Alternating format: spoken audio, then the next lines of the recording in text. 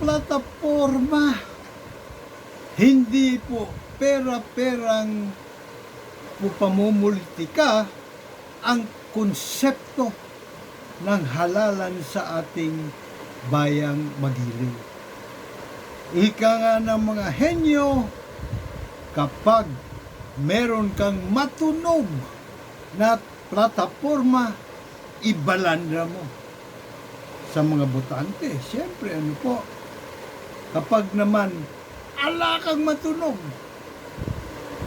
na plataporma, abay, daanin mo na lang sa sloganeering, sa pangguguyo, sa pang-uuto ang mga botante at tapalan mo ng kwarta, sandamakmak na kwarta ang kumulik, potong, oplan, dagdag bawas. Electronic, dagdag bawas. Ang kahindik-hindik na tanong na nagmamakaawa para ating itanong sa ating mga sarili, kapwa ko puwersa, 99.9% sa pera, handa na ba tayo na ipaglaban ng ating kapakanan, karapatan, at kinabukasan sa darating na halalan? Handa na ba tayo na ikasa ang random manual audit sa bawat presinto? At least 5 cluster precinct ballot box ang ating pong i-random manual audit. At handa na ba tayong arestuhin sa pamamagitan ng citizens arrest ang mga kumulikotong? Yan po ang ating kikilatisin sa papanong pamamaraan. Ang mga usaping yan ay dapat ginaganap sa atin pong halalan.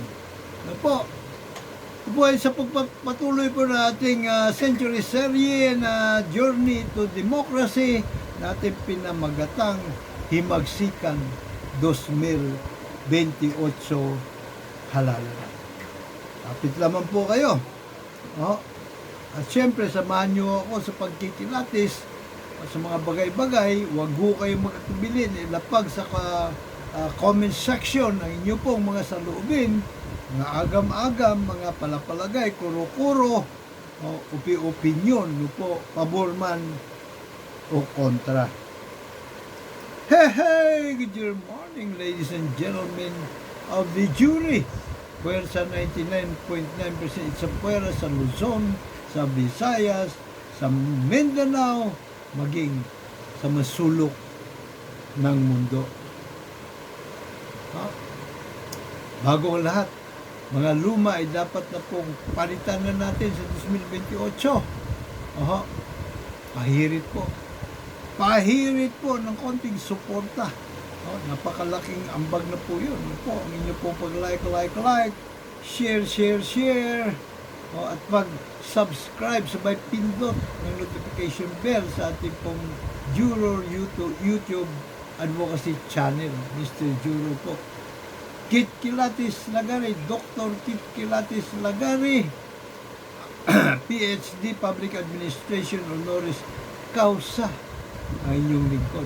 Ako din po founder ng Philippine Trial by Jury Movement / Partido KKK 2.0 ng layunin ay ipagpatuloy ang naunsyaming himagsikan ng ating pong mga ninunong katipunero na sumuporta kay Gat Andres Bonifacio sa buwis buhay na laban upang makapagtatag ng malayang bayan, demokratikong bansa na Amerika, mas pinalawak na sangguniang bayan sa pamamagitan ng mga nakaluklok sa pwesto sa gobyerno, at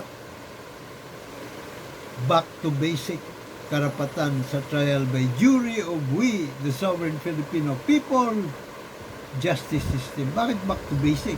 Kasi po, bago po tayo sinakop ng mga Kastila, sa panahon po nila, Lapu-Lapu ang umiiral po sa bayan ay hukumang balangay. o trial by jury of the Council of Elders na kinopya. O, sigurado po ako rin, wala naman ibang pagkukopyahan kundi po yung Magna Carta o Magna Carta of 1215 England, the Great Charter of Freedom. Magna Carta or Magna Carta. Para lamang po So sa mga nag-subscribe na po, like, share na po. Salamat. Salamat. Sa mga magsusubscribe pa lang, advance, salamat. So, tara na. Kilatisin na po natin ang tunay na konsepto ng halalan. Kasi po, ang ating nakagisnan, ito po mga kandidato, kumuala naman silang mga plataforma na may ibabalandra, dinadaan nila sa pera-pera. Bakit naman kailangan nilang gumastos at maganap ng mga pinansyal para paggastusin? Kasi pagka naluklok sila sa pwesto, so na libre ang kurakutan sa kabambayan. Tapos lang pananagutan. Bakit? Kasi ang pinauso sa bayan, kabuktuta hukuman trial by palakasan na kontrolado ng mga traidor at kawatan sa buong pamahalaan na kuno ay mga politicians. Yan ang pinauso. Pinaslang nila si Gat Andres Bonifacio na nagsusulong ng hukuman trial by jury with the sovereign Filipino people. Hindi lamang si Gat Andres Bonifacio ang kanilang pinaslang, kundi yung pong makatarungan, pangarap Pinoy, makatarungan at makataong lipunan na isinusulong ni Gat Andres Bonifacio, 10 na ating mga ninunong katipunero, ang mga urig na puwersa 99.9% sa pera hanggang sa mga oras na ito patuloy na pinapaslang ng mga traidor at kawatan na kuno ay politicians sa buong pamahalaan. Tara, isa na po natin. First off, 1987 Constitution. Napunta na yan dyan. Balik sa taas. Saan ba siya? Okay. Ito, 1987 Constitution, Artikulo 6, the Legislative Department. Ang pag-uusapan po natin dito, yung pong qualification ng isang senador. Yung qualification ng presidente, vice-presidente, senador, halos pare-pareho lang yan. Yung pong mga kongresista, medyo nagkakaiba lang po rin sa edad. At siyempre, sa registration sa lugar kung saan ka gusto tumakbo, kailangan. Hindi, ang registration ng voters naman, yan, di ba? Nationwide na yan. Pagka nagparehistro ka, pwede kang mag-absentee voting, kumbaga, absentee voting tawag doon, Pwede nga by mail Diba, pagka doon ka sa lugar kung saan hindi ka doon nakarehistro, may ganon, So anyway, ang pag-usapan po natin dito, kung ito ay Legislative Department, ayun po tumatakbong senador. Ang sinasabi rito sa Section 6 ng Article 6, the Legislative Department, ang pambira naman ito, talon ng talon ito. Talon ito na. So, no person shall be a member of the House of Representatives, unless he is a natural-born Filipino citizen. Dahil lang may sumingit dito sa ating notification. Sino to? Si Christian Esquera. Okay, tumabi-tabi ka muna. Christian, unless he is a natural-born Filipino citizen of the Philippines. And on the day of the election is at least 25 years of age, able to read and write, and accept the party list representatives, a registered voter in the district in which he shall be elected. And a residence thereof, po, a residence thereof, for a period of not less than 1 year. Dito po sa pagkasenador, ito pala pagka kinatawan ito no, sa House. Pagkasenador, kung hindi ako nagkakamali, 35 anyos. Paki-double check mo rin. At saka yung residency requirement, kung hindi ako nagkakamali again, 2 years. Ano po? Yan po ang nakasaad sa ating 1987 Constitution. Ngayon, may nauna po doon na nailimbag na election law. No? Ito po yung Omnibus Election Code na gawa pa nung panahon ni Apo Marcos Senior. Ano po? Hindi ako nagkakamali, ito ay 1985 ginawa. Ano po? So sa Omnibus Election Code, nakalagay Section 69, nuisance candidates. Tandaan po natin ito, dahil ito ay palasak, no? Kung babuyin ito sa ng komulikotong. No po? So, Section 69, nuisance candidates, the Commission may motu proprio or upon a verified petition, motu proprio, usang palo, no? O kaya ay may maghahain ng verified petition, ibig sabihin, notaryado, may personal knowledge, ano po, yung pong naghain, ano po. Ba't ganon? Ba't din lang motu proprio, kusang palo na lang ng Commission on Election, mga komisyoner o sa legal department nila. Hindi po pwede, sapagkat ito pong mga taga-legal department nila o maging yung mga komisyoner, hindi naman mga manghuhula yun. Wala silang bolang kristal para malaman at limano nila kung nuisance candidate yung kandidato. Ibig sabihin, hindi siya kwalipikado. Kulang sa edad, hindi siya natural born Filipino citizen o hindi mismo Filipino citizen po, o kaya ay hindi pala rehistradong botante, o kaya ay hindi marunong bumasa at sumulat, o kaya ay kulang sa residency requirement. Tatakbo ka halimbawa ng senador, pagkatapos ang edad mo ay 18 anyos pa lang pala. Eh hindi naman makikita ka agad yan. O, maliban na lang kung halatang halata, natutoy ka pa. Pero kahit natutoy ka pa, hindi ka pa pwede imoto proprio, i-disqualify ng mga kumulikotong kasi sipin na baka baby face lang ito. No? O kaya kailangan pandaanin muna sa paglilitis, kailangan may mga ebidensya na ilalapag. Ano po? So yan, malinaw na malinaw ha. Yun po yung mga nuisance candidate. Ano po? So sa pagpapatuloy, verified petition, sa pagpapatuloy of an interested party na gusto ko mandidato. Oh, refuse to give due course to or cancel a certificate of candidacy if it is shown that said certificate has been filed to put the election process in mockery or disrepute. So again po, itong putting the election process in mockery and disrepute, ito po ay ginamit din. Ginamit din ng kumulikotong. Ang una po nilang ginamit dito, no money, no candidacy. Idinagukan sila ng Korte Suprema. Sabi ng Korte Suprema, hoy, mga ungas, hindi nyo po pwedeng deklara nuisance ang kwalipikadong kandidato.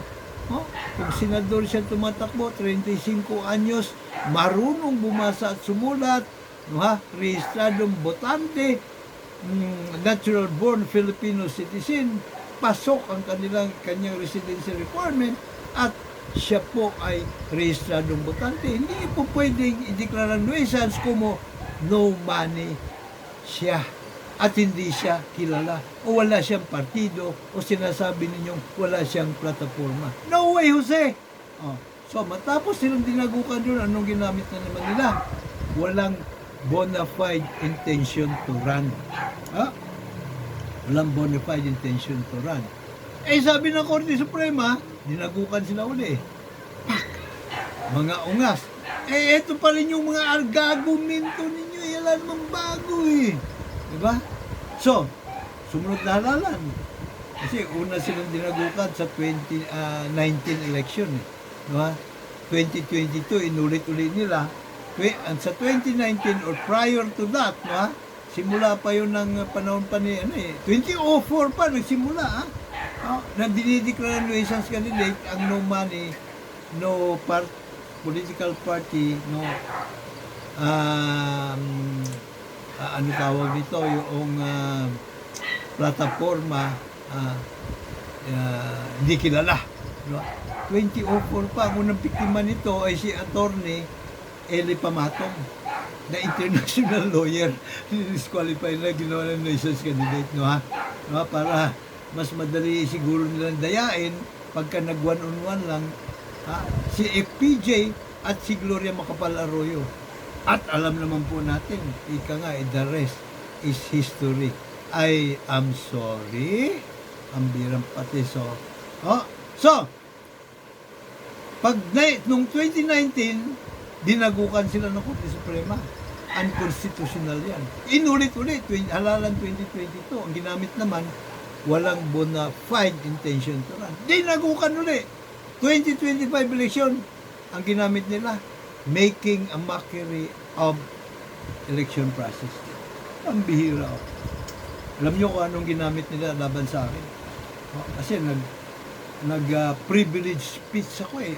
Baga, doon mismo sa Manila Hotel, nung nag-file ako ng certificate of candidacy, para lahat naman ng mga kandidato na gusto magsalita, binibigyan po nila ng karapatan na magsalita for 3 minutes, parang 2 or 3 minutes, no? Pero si Guanzon, dating Comelec commissioner, may pambirang pati, so halos ang oras din ang pinabayaan magsalita. Naungas talaga eh, no? So doon po sa akin pagsasalita, may nagtanong eh. Kasi nabanggit ko nga na ako ay 2 beses na na-ideklarang nuisance candidate. 2016, hindi, 3 na pala, 2016, 2019, at 2022. Pero nung 2025, nabuhayan kasi ako ng loob eh. Kasi medyo, kala ko, matino na itong si George Garcia. Kasi sabi niya, kilalanin na nila yung desisyon ng Korte Suprema. Ibabalibag na nila sa basura ng no money, no candidacy, policy, kaungasan. Kala ko matino na. Abay, pambira. So, may nagtanong sa akin na reporter, taga GMA7. 3 beses ka na pala na-declare nuisance, ba't tumatakbo ka pa rin? Para hindi man tanongin, pangungutya eh. So, pinaliwanag ko sa kanya, na hindi kahihiyan para sa akin yung may declare nuisance eh. Kinukonsidera ko pa nga yung trophy, di ba? A feather on my cap. Kasi yun ang nagpapakita lamang na itong mga nasa gobyerno, mga ungas, kung hindi mga bobo, mga ignoramos, mga tanga, hindi marunong umintindi sa batas. So nabanggit ko at nagamit ko yung mga kaungasan, mag-asawang sampal na salita, grab driver, sweet lover. Abay, ginamit yun. Gumagamit daw ako ng profound words na possible offensive. Bihira. Meron bang ganyan sa batas, alimang batas, na kung gumamit ka ng possible offensive profound words, ay ikaw ay consider na making or putting the election process in mockery or disrepute? Wala eh. Wala. Mga ungas talaga. Anyway, sa ating po magpapatuloy. Kaya, yung sinasabi ko kanina, handa na ba tayo? Nadamputin sila. Exercise ang ating sovereign power bilang mga sovereign Filipino people sa citizens arrest. Kasi in flagrante delicto eh. Malinaw ang nakaukit ng letra at espiritu ng Omnibus Election Code. Pagdating sa nuisance candidacy.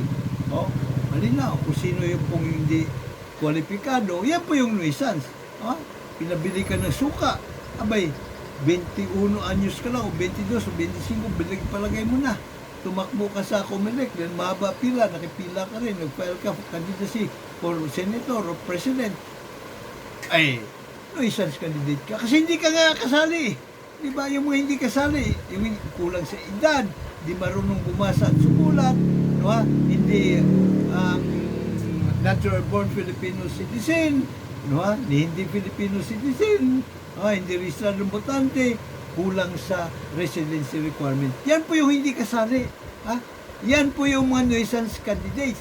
Yan po yung mga putting the election process in mockery and disrepute. Ano po? Kaya kung antimano, alam na Comelec, mga Tagalog Department, pwede na nilang motopropyo i-kansilahin ang certificate of candidacy. Kung hindi naman, wala silang bolang kristal o kaya nabasag yung bolang kristal, mag-aabang sila ng mga maghahain ng verified complaint. Mamaya, lalalimin pa natin yung punto na yan po. Or cause the confusion among voters by similarity of names. Tinauso ngayon yung similarity of names lalo na sa electronic automated election dahil may mga numero na eh. Diba? Ang mga kandidato may numero na. So ito, kumbaga, obsolete na ito. Cancelable na po itong similarity of names. Or by other circumstances or acts which clearly demonstrate that the candidate has no bona fide intention. Bona fide intention. Yun din ang mga palusot na ginamit nung pangalawang beses ng Kumuliko-to. Ginamit nila ito. Na dinagukan naman sila ng Korte Suprema dahil sabi ng Korte Suprema, ang meron lang karapatan na ideklara ang isang kandidato na nuisance o panggulo ay yung mga botante. Ipaubayanuan niya sa mga botante yan. That's democracy in action. Kita niyo si Trump, convicted na lahat pinayagan pa't lumakbo at pinili pa siya maging manalo. Pero questionable yung panalo niya. Malamang nahukos pikos. Nadaya niya si Kamala Harris.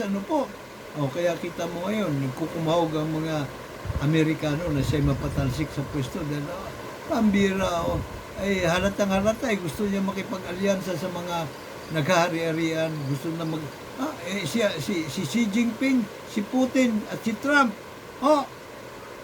Buti na lang nakakulog na si Digonggong kasi kung nandun si Digonggong sasama din siya. Gusto na silang tatanggaling mga hari sa buong mundo. And so, alright, okay. So, ang sunod po natin kikilatisin ay ito pong Section 74. Ano naman ang meron sa Section 74 ng Omnibus Election Code pa rin po ito.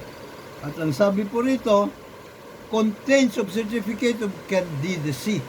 Ang palaman ng mga certificate of candidacy. So, the candidacy shall state that the person filing it is announcing his candidacy for the office stated therein and that he is eligible for said office. Pinipirman din po ito. Kaya kung nagsinungaling ka, may kalalagyan ka. Blah, blah, blah.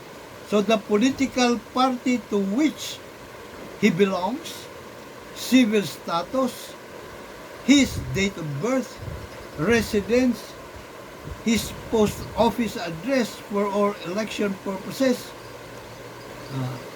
his profession or occupation, that he will support and defend the Constitution of the Philippines and will maintain true faith and allegiance, therefore, that he will obey the laws, legal orders, and decrees promulgated by the duly constituted authorities, that he is not a permanent resident or immigrant to a foreign country, that the obligation imposed by his oath is assumed voluntarily without mental reservation or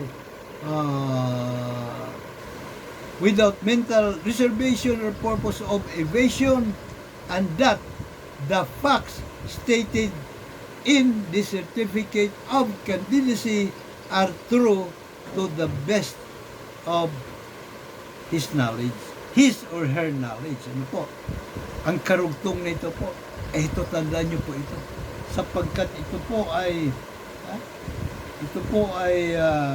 kumbaga importanteng mahalaga. Ngunit, binaliwala ng mga ungas sa Comelec. Cheers mga ungas! Nabilik na rin natin para kitang-kita ng ating, ayan, titulo na title.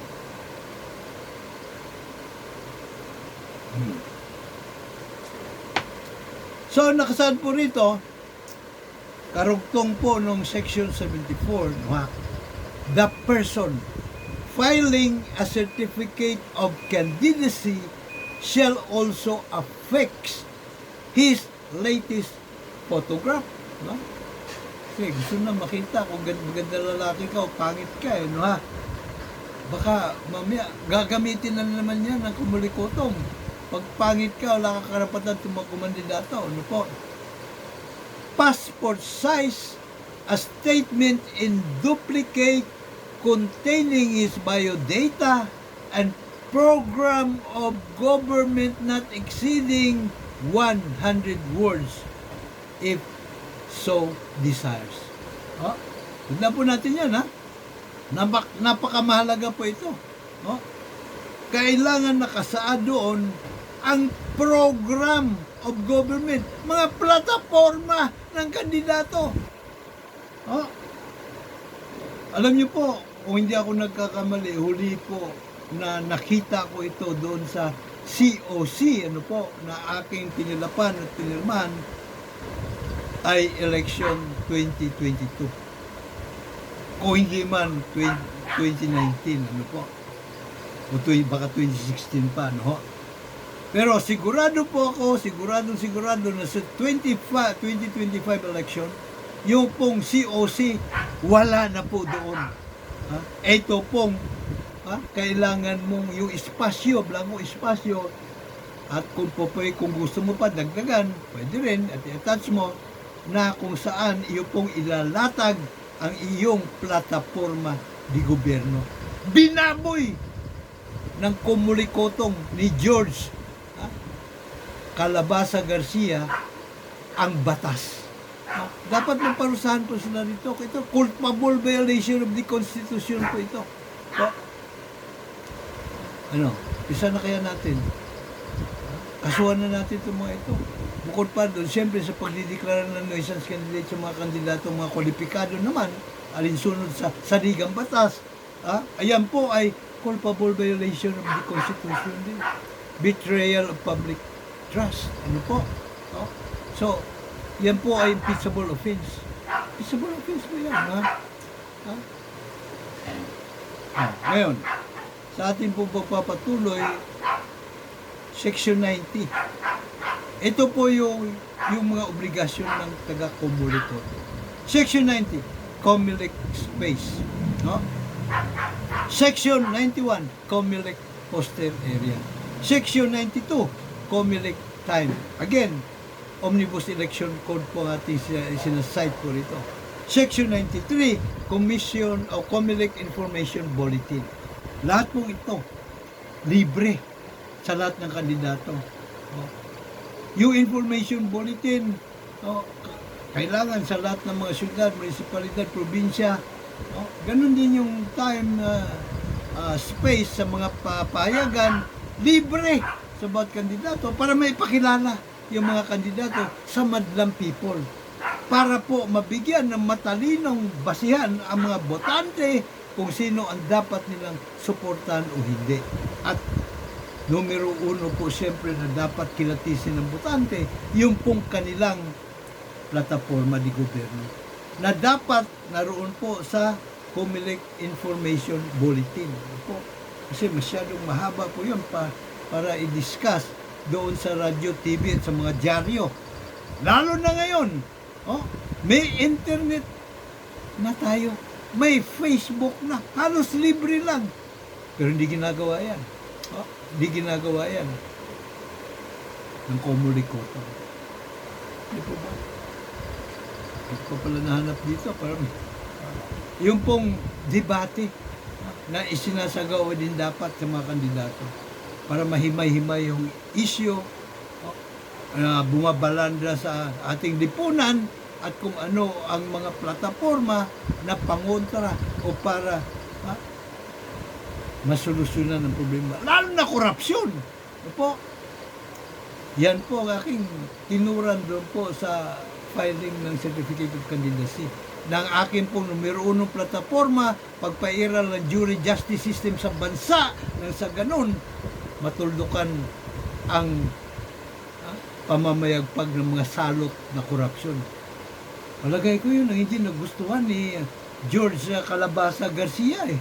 Diba? Hindi na siya magigitata sa nakaw na kayamanan kapag ka natuldukan ng korupsyon. At hihimas rehas din agad si George Calabasa Garcia at lahat ng mga kurakot siyempre sa pamahalaan. Dito tayo sa electoral contributions and expenditures naman po.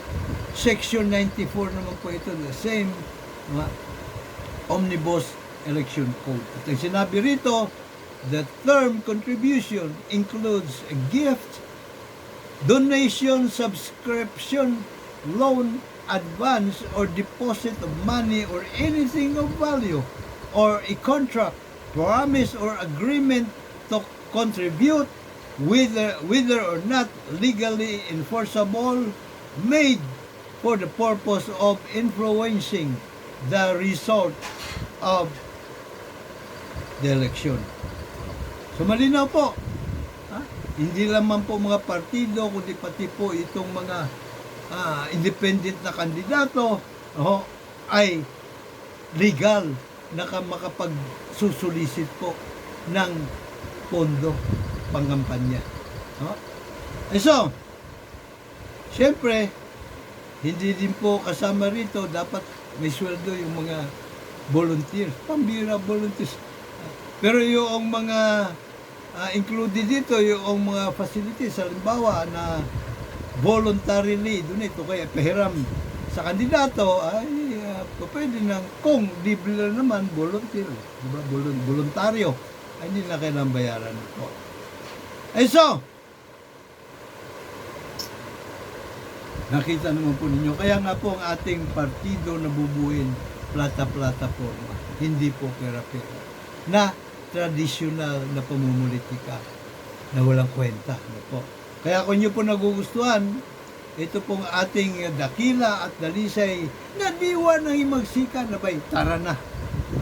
Himagsikan 2028 halalan. Organizay na po ninyo ang inyong chapter. Po. Meron kayong 5 o kaya 5 mga incorporators, abay, katalo na po yun. Po. At siyempre may autonomiya po kayo sa pagpipili ng kandidato. Demokratikong proseso po ang ating pong gagamitin dito, no, sa mga sa municipal wide, city wide, province wide, ano po, ang mga miyembro sa mga naturang lugar ang siya pong majority rule, demokrasya, no, karapatan na pumili kung sino po ang mamanukin na opisyal ng partido. Makinarya politika. Abay, ilan po natin unang-una ating sagradong boto para po sa ating Team Juror Advocate Candidate 2028. Po. And then, syempre, gumawa po tayo ng group chat. Group chat na ating kalan sa Messenger o sa Viber. Ano po? Para doon po natin pag-uusapan, doon po natin ilalapag ang beauty ng pagpairal na hukuman trial by jury kung saan himas rehas agad lahat ng mga salot na kurakot, mga traidor at kawatan na kunoy politisyan sa buong pamahalaan para po ang pondo ng gobyerno pakikinabangan nating lahat at ala po maghihirap na Pilipino kapag ka hindi na nanakaw ang ating pondo. Sigurado po yan, 101%. Garantisado po yan po. At siyempre, kung autonomous po kayo, kayo din po sa inyo pong partido, chapter, ang mga alap ng pondo. Oh, isa natin, sa lahat ng barangay, dapat meron tayo kahit isa. Ngayon, mas marami, mas maganda. Mas marami din sa munisipalidad, syudad, probinsya, mas maganda. I-consolidate na lang yan. Gagawa na lang ng umbrella organization. Dapat bakada munisipalidad, syudad, probinsya, may isang umbrella organization, no, para sa lahat ng mga chapter galing sa barangay, na mga magiging kumbaga ay tagapangasiwa. Leader of pwersa, 99.9% sa pera. Siyempre, mangangalap po kayo ng pondo at gamit ang GCash, napakadali na lang po ngayon di ba? Maswerte tayo sa panahon ngayon, no? Kumbaga, nung panahon ni Nagatalis Bonifacio, kailangan pa na maghasa ng tabak at magpatulis ng sibat, at mamuhunan ng buhay, magpatulo ng luha, pawis, dugo, maging mag-alay ng buhay para po may tatag ang malayang bayan, pinalawak na sangguniang bayan, at karapatan sa hukuman trial by jury with the sovereign Filipino people justice system. Tayo ngayon sa sagradong boto na lang. At hindi na po mahirap magpadala ng ambag na piso-piso, 5 piso, 10, 20, 50, 100, 500, 1,000, conforme, no, sa kakayanin ng individual, no, dahil may GCash na. So, yan po ang ating adikain, no po. Ang simulain, Nagatalis Bonifacio, sa ngayon po, isa pa lang tumakbong Pangulo. No? Sa mga senador kasi, ako lang tumakbong senador na nagsulong, no po, ng pagpapatuloy ng magsikan, no?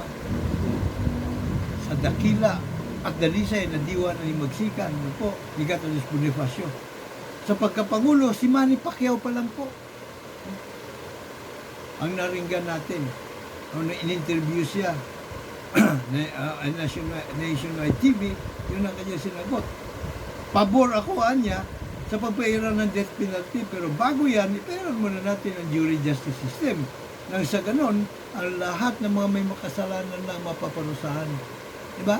Makaiwas sa kamatayan ang mga walang kasalanan. Nagagawan lang ng gawa-gawang mga kaso ng mga nakapwesto na may control sa kabulastugang hukumang trial by palakasan. Right? So sa may mga kakayahan po, sa hanay nating pwersa 99.9% sa pera, sa anumang halal na posisyon, abay, ilapag na po ninyo sa inyong mga social media ang inyong pagnanais sa tumakbo sa anumang posisyon, at syempre ang inyong mga plataforma. Pero ang default, number 1, pagpairal ng jury justice system sa bansa. At syempre dapat handa po kayo na pumirma sa covenant, kasunduan. Sagradong kasunduan sa mga botante. Na within 3 months pa kayo naluklok sa Senado, sa Kongreso, sa sangguniang bayan, panlalawigan, panlusod, abay, ihain po ninyo ang amenda sa Bill of Rights. Karapatan sa trial by jury. Pag hindi nyo nagawa yan, within 3 months, kailangan ninyong mag-resign. Maging ang pag-resign man, hindi pa rin, ayaw pa rin ninyong gawin, pwedeng gamitin yung inyong pinirmahan na covenant sa paghahain ng mandamus petition sa Korte Suprema para kayo ay maalis sa pwesto. So malinaw po tayo rin, wala pong pang-uuto, walang pangguguyo, hindi po sloganeering ang ating po sinasabi rito na kung gusto nating tulukan ng korupsyon, juror, KKK 2.0, revolusyon ang kailangan.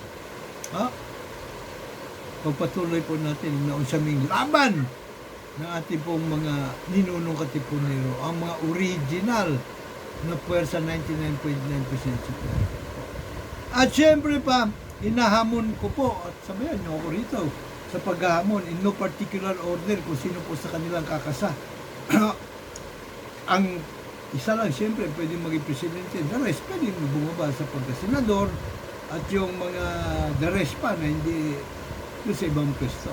Kongresista, party list, o lokal na posisyon po. So, ang akin po, pero kayo din po, pwede din po kayo na mag-endorso. Karapatan po ng bawat isa sa atin. Wala po pipigil sa atin. At nulit ko, magdidesisyon at the end of the day, yung po mga member. So, ang akin po isa, una, siyempre, na ini-endorso, Manny Pacquiao, Coco Martin. No? Itong dalawa na ito, nasa puso talaga nila. Kumbaga, likas na maka-Pilipino ito, makamahirap, lalo na. No? Antonio Carpio, ganun din po ito. Antonio Trillanes IV, Major General, General Renato P. Miranda, Colonel Ariel Querubin, Ricardo Penson, Norman Pamintuan, dating judge po ito, Attorney Batas Mauricio, Vico Soto, Tito Soto, Ping Lacson, Lenny Robredo, Laila de Lima, Eddie Mendoza, at yung iba hindi pa nababanggit, yan yung sa susunod. Si Luke Espirito, Shield Jukno, ayan, yun mo yan, si John Rosada, ayan natin po mga hinahamon na maging juror advocate candidate 2028. At siyempre lahat po tayo sa Pwersa 99.9 Itsapera na po. Ilapag ang plataforma. Marami po sa atin natatakot na tumakbo. Kahit may alam, kahit may kakayahan, na ayusin ng gobyerno sapagkat walang kwarta. O kaya kung may kwarta man, yung naipon nila, ayaw nilang baka biglang maglaho na parang bula. No? Pero dito sa ating pumumulitika, wala pong pera-pera rito. Hindi ko po ini-endorso si Manny Pacquiao dahil gusto kong kutungan sa bilyones. No way, Jose. Yo. Tayo, ng mga miyembro, ang makinarya politika ang magsipag-ambag-ambagan. Po, malinaw po yan. No po? So, naway, ako po ay nakapag-ambag. Ang aking pong sentido komon ay nakapag-ambag po sa inyong kamulatan. Ano po, kung ano ang tunay na kalaban sa ating bayan. At yan po ay ang kabuktuta hukuman sa LB palakasan na kontrolado ng mga traidor at kawatan sa buong pamahalaan na kuno ay politisyan. Kung ano naman ang dapat po nating gawin, dapat po tayo magkaisa gamit ang bigkis ng pagkakaisa na pagpairal na hukuman trial by jury of we, the sovereign Filipino people justice system. Yan po ating bigkis ng pagkakaisa. Lahat tayo makikinabang pagka yan po umiiral sa ating bayan. Po, walang kadulduda. Hindi lang tayo sa generasyon ngayon, kundi maging yung ating mga kapwa-apuhan till His kingdom come. Po, malinaw po yan. So, ano? Tara na! Juror KKK 2.0 revolution na. Dapat lang! Juror. Kapag po nyo lagi nakandang maglingkod, Mr. Juror, Dr. Sixto Kitkilatis Langari po lamang, PhD, Public Administration, Honoris Causa. Again, aking hirit, like, share, subscribe, sabay pindot ng notification. May God bless us all. May God bless Philippines.